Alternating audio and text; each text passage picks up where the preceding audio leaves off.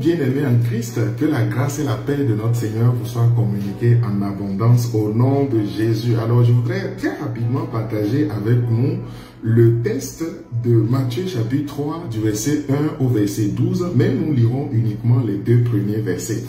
Alors, la parole de Dieu nous dit ceci. En ce temps-là, parut Jean-Baptiste. Il prêchait dans le désert de Judée. Il disait, « Repentez-vous, car le royaume des cieux est proche. » Parole du Seigneur. Alors, le thème principal de la prédication de Jean-Baptiste, c'est la repentance. Et la repentance, c'est quoi? C'est un retour vers le Seigneur.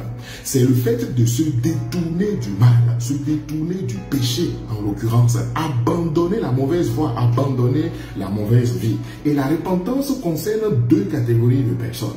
La première catégorie, il s'agit bien évidemment des incroyants, il s'agit des païens, de ceux qui n'ont pas encore donné leur vie à Dieu, qui doivent se repentir. Autrement dit, la repentance fait partie de leur processus de conversion, fait partie de leur processus de nouvelle naissance, du retour définitif à Dieu. La deuxième catégorie de personnes, c'est bien évidemment les chrétiens.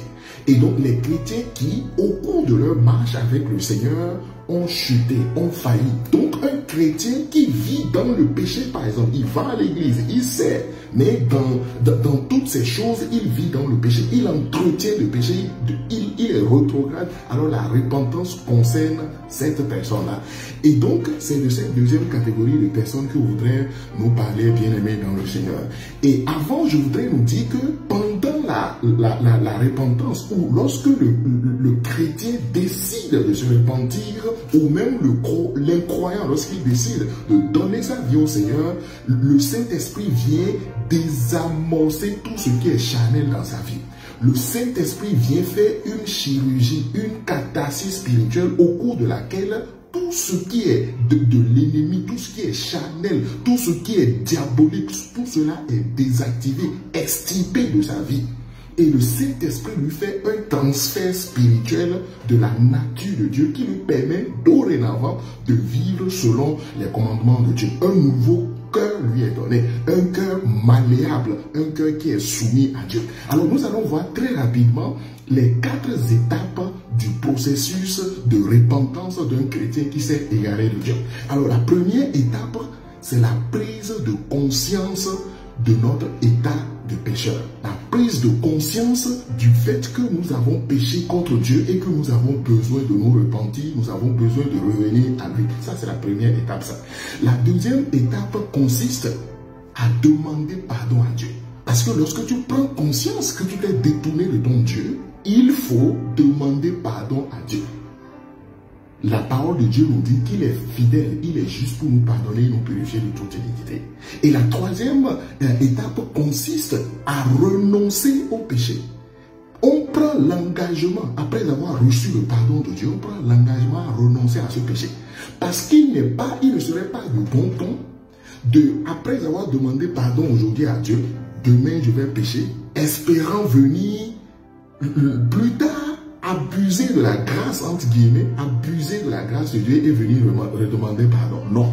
Le processus de repentance consiste aussi à prendre vraiment l'engagement devant le Seigneur de demander sa force pour renoncer au péché. On prend cet engagement-là de renoncer au péché. C'est là la repentance authentique, lorsqu'on prend l'engagement de renoncer définitivement. Et la quatrième et dernière étape, c'est la soumission cette fois-ci à Dieu. La soumission totale et l'obéissance à Dieu. Parce que lorsque Dieu te pardonne, lorsque tu as pris l'engagement par ailleurs de renoncer au péché, il faut désormais te soumettre à Dieu. Et cette soumission à Dieu te donnera la force, la capacité de vivre une vie qui plaise à Dieu. Parce qu'on ne peut pas vivre une vie de sanctification. On ne peut pas vivre une vie qui glorifie le Seigneur sans ce Dieu-là lui-même.